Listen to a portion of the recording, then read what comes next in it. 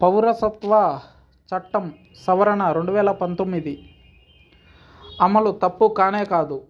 చంద్రబాబు నాయుడు గారి స్పష్టం. త్వరలోనే లోక్సభ ఎన్నికల షెడ్యూల్ రానున్న నేపథ్యంలో కేంద్ర ప్రభుత్వం వివాదాస్పదమైన పౌరసత్వ సవరణ చట్టం 2019ని అమల్లోకి తీసుకొచ్చిన విషయం తెలిసిందే.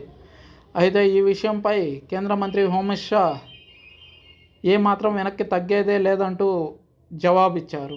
ఎవరు ఎన్ని బెదిరింపులకు పాల్పడ్డా మా ప్రాణాలు అర్పించడానికైనా సిద్ధపడతాం కానీ వెనకడుగు వేసే ప్రసక్తే లేదని స్పష్టం చేశారు.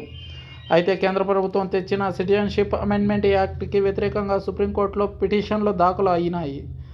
ఈ చట్టంలో ముస్లింలను మినహాయించడంపై వివాదం రాచుకుంది. అదేవిధంగా ఈ చట్టానికి చంద్రబాబు నాయుడు గారి ఎంపీలు మద్దతు ఇచ్చిన విషయం తెలిసిందే.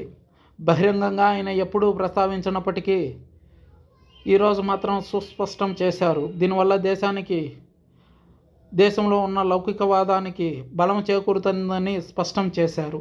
ఈ నేపథ్యంలో కేంద్ర ప్రభుత్వం తీసుకొచ్చిన సిఏఏ చట్టాన్ని దాని అమలులో ఎటువంటి తప్పు లేదని ఆయన మరోసారి స్పష్టం చేశారు. ఏ దేశానికైనా దాని సొంత పౌరసత్వ చట్టం ఉంటుందని,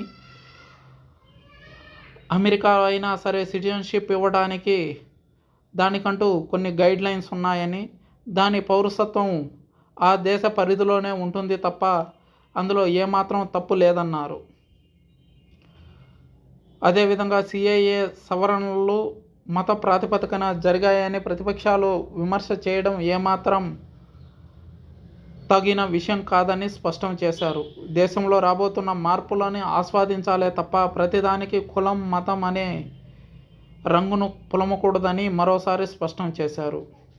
ఇక ఏపీపీఎస్సీ అక్రమాలపై సిబిఐ దర్యాప్తు జరిపించాలని స్పష్టం చేశారు. బోర్డు చైర్మన్ గౌతమ్ సవాంగ్, కార్యదర్శి పి సీతారామాంజనేయుల్ని సస్పెండ్ చేయాలని చంద్రబాబు డిమాండ్ చేశారు.